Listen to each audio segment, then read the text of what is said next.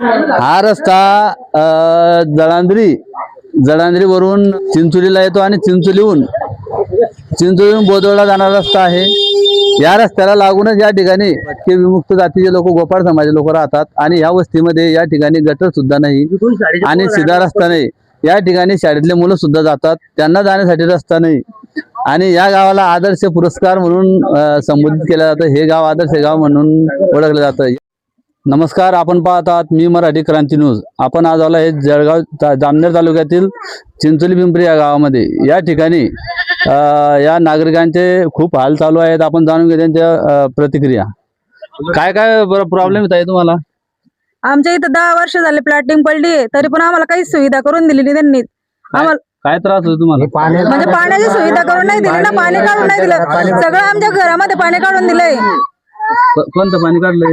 सगळ्या म्हणजे पूर्ण गावाचं तिकडच्या गटारीचं पाणी, पलाटीवाल्याचं पाणी। आमचे लहान लहान मुलं शाळेत जातात, त्यांना त्रास होतो। डेंग्यू मलेरिया झाला तर एकूण जबाबदारी कोणावर आहे?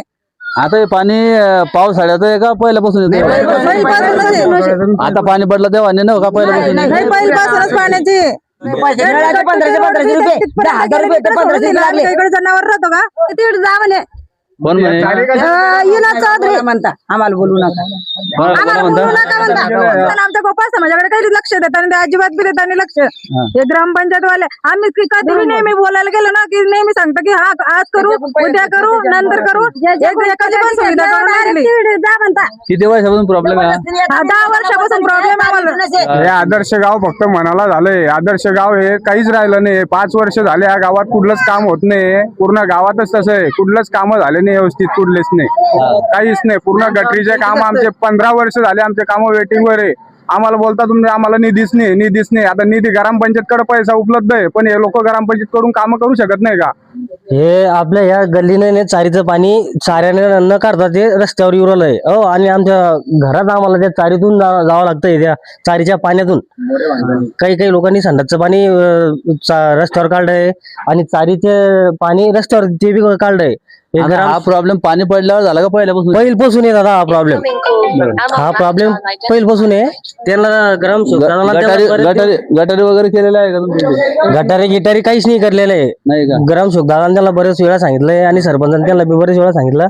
आपण पाहिलं या ठिकाणी लोकांच्या समस्या, महिला सुद्धा या ठिकाणी त्रस्त झालेल्या आहेत। या ठिकाणी या गावाला आदर्श पुरस्कार मिळालेला आहे। आदर्श गाव म्हणून हे गाव ओळखलं जातं।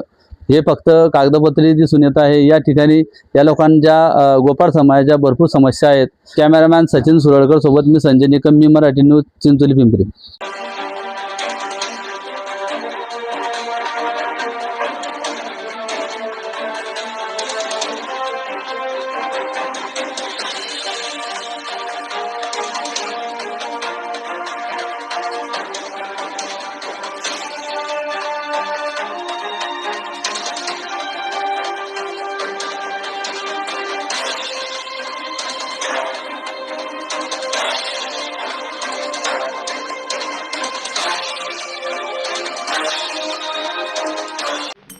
यशस्वी उद्योजकांची गाथा, काय होते त्यांच्या यशाचे रहस्य, काय होते त्यांच्या उद्योग जीवनातील अडचणी, कसे केले त्यांनी त्यावर मात, लवकरच घेऊन येत आहोत एपेक्स मीडिया प्रस्तुत मी उद्योजक, फक्त मी मराठीवर।